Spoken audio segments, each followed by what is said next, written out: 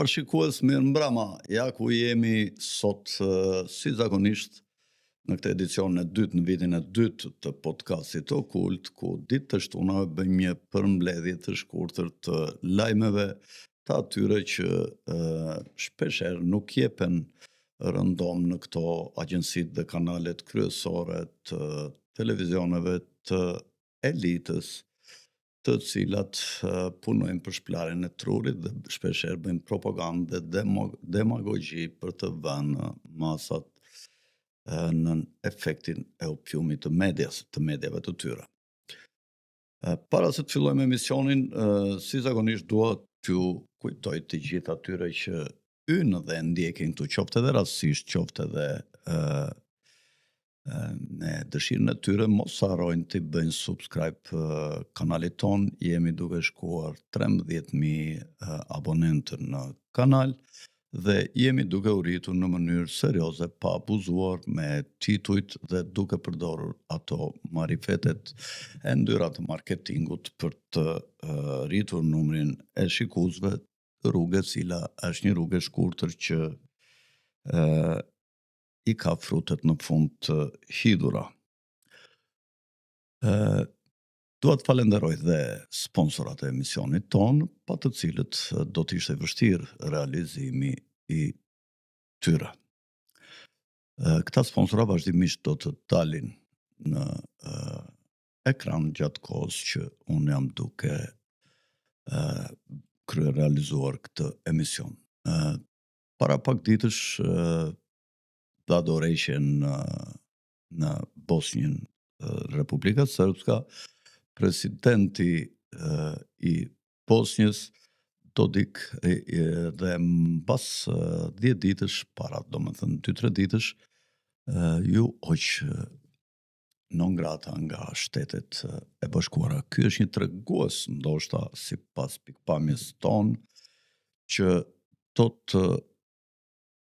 nuk do të ketë ndarje territoriale të Ballkanit dhe rregullime të kufijve, ku ish menduar që do të ikë nga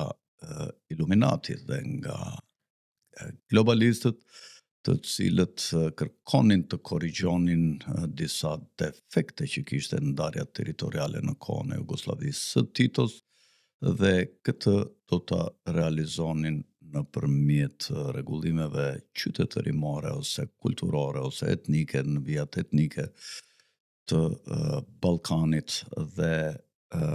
ishte menduar që guri pari dominos që do të fillonte të rrëzonte gurët e tjerë, do të ishte kërkesa për shkëputje e Republikës Srpskas në favor të Serbisë, dhe kjo do t'i përgjigjeshte flak për flak me një shkëputje të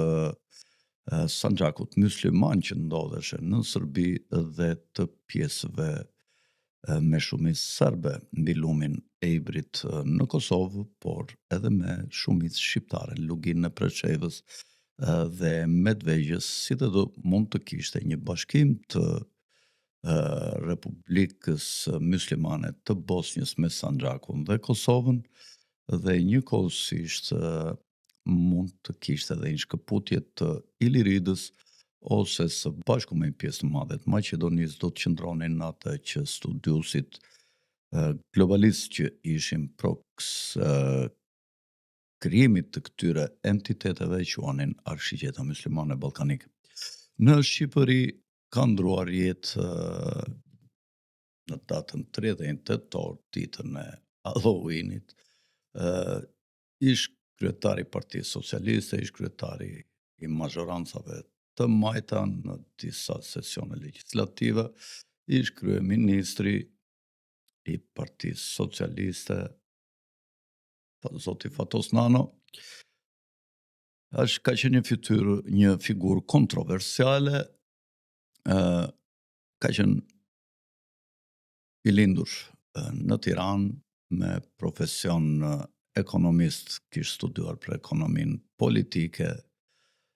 marksiste, leniniste në kohën e komunizmit, ka qenë pedagog në fakultetin ekonomik ku jepte lendën e ekonomisë politike. Më pas është djali Thanas Nanos, një partizan dhe komunist i devotshëm, i cili ka pasur poste të larta si ai drejtuesi të radio televizionit. Fatos Nano është rritur pranë familjeve të bllokut, megjithëse ishte direkt brenda bllokut, ka qenë i përkëdhelur në kohën e vet për shkak të biografisë së vet, në kohën kur komunizmi përdorte shumë biografit për t'ju dhënë njerëzve mundësi që ata të ecnin përpara. Mbas fillimit të pluralizmit nga lëvizja djetorit e studentëve në vitin 1990, Fatos Nano u caktua nga Ramiz Alia për të drejtuar krahun e majt në pluralizmin fiktiv të krijuar për Ramizit, ndërsa në krye të PD-s u caktua Sali Berisha. Dhe deri në vitin 2005, kur Fatos Nano ja humbi mazhorancën në parlament në zgjedhjet e 2005-s, ai lëshoi dhe Partinë Socialiste duke afruar Ramën pas një presioni, por edhe një pazari, ndoshta të pisët, duke ja lënë Partinë Socialiste Edi Ramës si përfaqësues i zgjedhur i globalistëve me George Sorosin këtu në Shqipëri. Fatos Nanoja njihet si një figurë shumë e komplikuar, nuk ka qenë i principtë dhe parimor, por shpeshherë konjunktural, pragmatist dhe që synimi i tij ishte gjithmonë të qëndronte mbi ujë. U përpoq të kalonte periudhën tranzitore me të majtën ekstreme të komunizmit. Prirjet e tij ishin lindore dhe formimi i tij kulturor, politik, familjar ishte moskovit dhe i majtë, dhe për këtë arsye, duke qenë se ai në fillimet e pluralizmit shfaqi sjellje antiperëndimoriste me këmbënguljen e ambasadës amerikane, me këmbënguljen e ambasadorit Ryerson këtu në Tiranë, sistemi i drejtësisë ndoshta egzagjeroi dhe sajoi pjedhjet dhe abuzime që ishin bërë me ndihma të qerdhë nga Italia gjatë periudhës së vështirë të viteve 91-92, kur Fatos Nano kishte qenë drejtues i qeverisë shqiptare. Ai u akuzua për abuzime dhe vjedhje dhe u dënua me burg, ku bëri 5 vjet burg në burgun e Bençës në Tepelen, dhe në periudhën e trazirave të vitit 97 ai doli nga burgu dhe u amnistua më pas nga presidenti Berisha, dhe në vitin 97 u zgjodh kryeministri i Shqipërisë pas një ndërprerje nga një konflikt i brendshëm me brezat socialist, sidomos me Pandeli Majkon dhe Ilir Metën. Nanoja pati betejë të forta brenda Partisë Socialiste me këta dy personazhe të rinisë socialiste, derisa i mundi dhe në vitin 2004 ai u zgjodh përsëri dhe në fund të mandatit në vitin 2005 si kryeministër, derisa humbi zgjedhjet në 2005. Gjatë kësaj periudhe Nanoja shfaqur vazhdimisht duke treguar një jetë luksoze.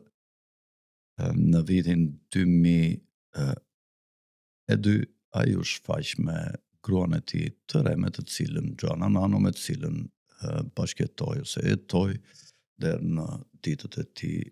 të fundit, duke dhënë dhe një model lirie në familjet e socialistëve, kryesisht duke kopjuar modelet të tilla nga Partia Socialiste Greke, dhe me të cilët Nano ishte në kontakt dhe që kishte qef ti imitonte, ashtu siç ka ndodhur në fakt dhe me shumë lider të tjerë të majtës në Evropë. Kushëllojmë si për qytetarin familjen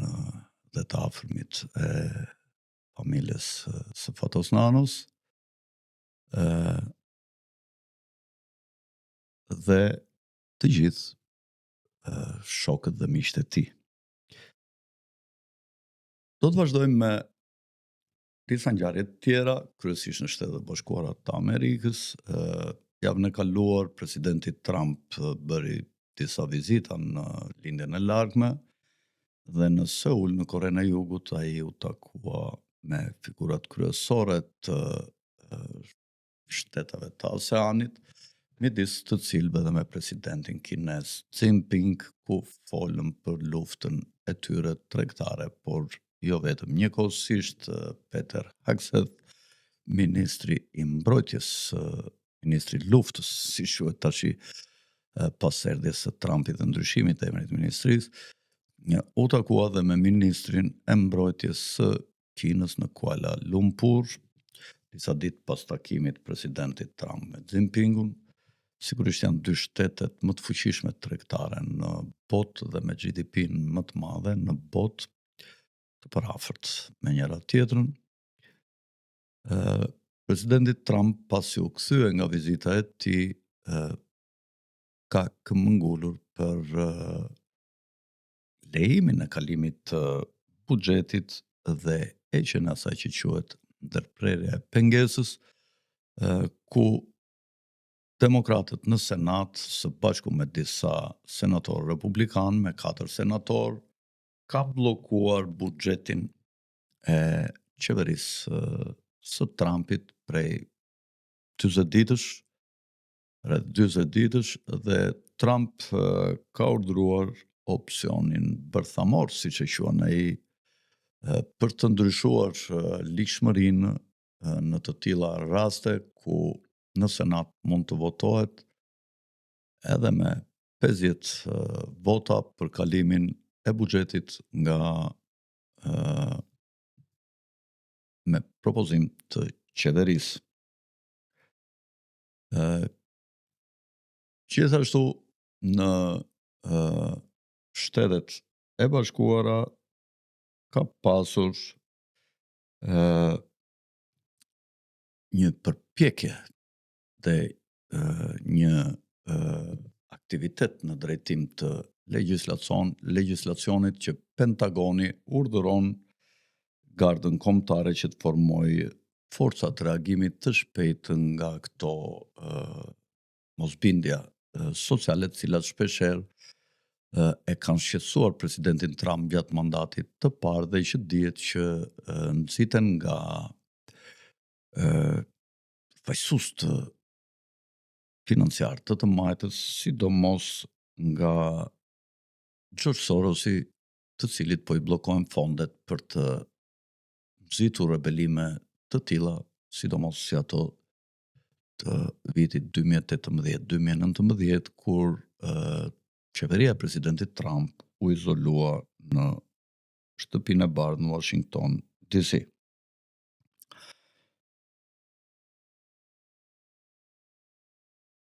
Gjithashtu ajo që duhet thënë është që Shtetet e Bashkuara të Amerikës po përgatisin një ushtri për të pushtuar Venezuelën, ja u kemi thënë dhe më parë, dhe për të larguar presidentin Maduro nga pushteti, duke sjell opozitën në pushtet. Dihet që shkaku ose preteksti i kësaj lufte është kontrabanda e drogës,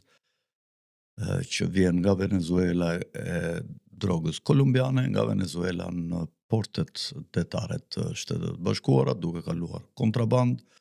Duhet theksuar gjithashtu që Venezuela është nga prodhuesit më të mëdhenj të naftës në botë, naftë e cila tregtohet në drejtim të Kinës, dhe që Shtetet e Bashkuara s'mund ta kapërdin kollaj që Kina të furnizohet me naftë nga kontinenti amerikan.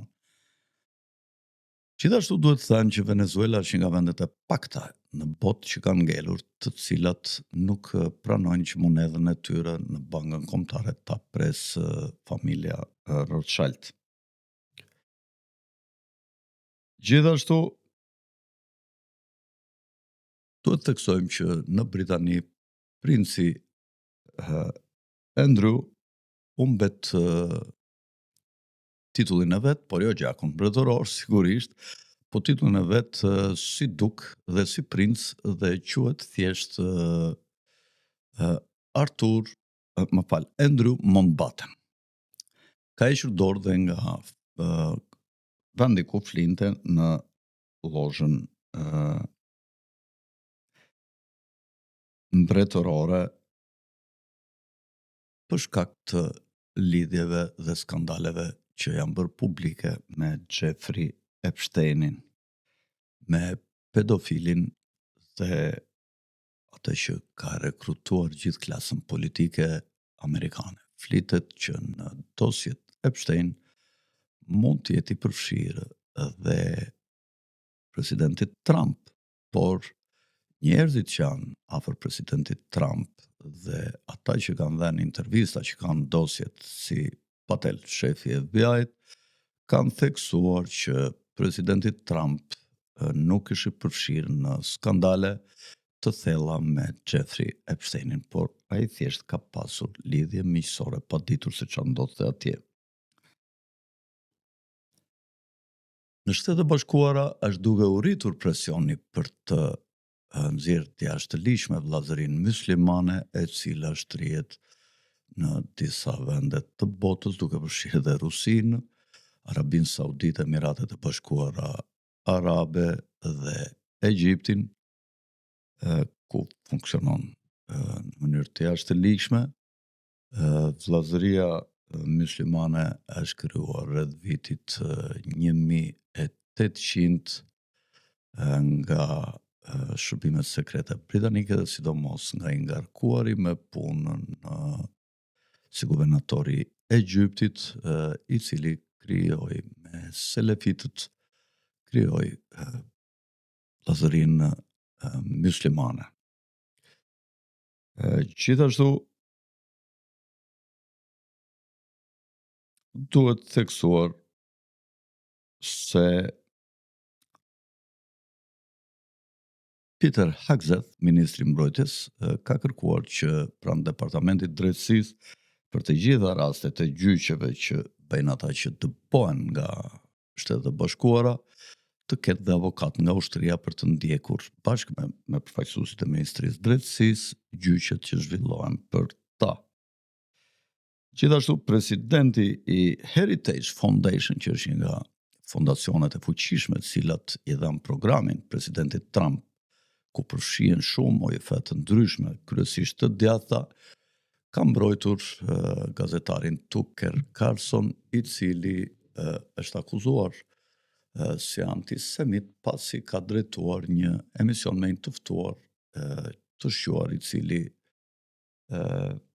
njihet si mohusi holokaustit që fut nga Gjermania naziste, dhe dihet që Tucker Carlson është një gazetar i spikatur, ish gazetari Fox Newsit, një nga më të mirët, i cili tashmë nuk ndodhet në Fox News pas periudhës Biden, dhe njihet që është intervistuesi i parë, po ndoshta dhe i vetmi amerikan i presidentit Putin, mbasi Rusia hyri në luftë kundër Ukrainës në shkurtën mars të vitit 2022, dhe gjithashtu është një figurë spikatur e konservatorëve republikan dhe u vunë është një esër të shumë republikanëve sionist, të cilët kërkojnë ta godasin dhe t'i ulin kredencialet Tucker Carlsonit, por Heritage Foundation i ka dalë në mbrojtje dhe e ka sqaruar dallimin midis antisemitizmit dhe antisionizmit, duke e quajtur gazetarin Carlson jo një antisemit përkundrazi, por një gazetar i vërtet që përpiqet të tregojë të vërtetën si fe mbi fe. Të nderuar shikues, këto ishin lajmet kryesore që ne kishim përzgjedhur për këtë javë. që në fakt ka shumë ngjarje dhe është shumë e ngarkuar, por ne u përpoqëm të gjenim si më të spikaturat dhe më pak të evidentuara nga shikuesit në për këto stacionet e ndryshme, nga unë Alfred Sako, natën e mirë dhe një fundjavë të këndshme. Tung tung.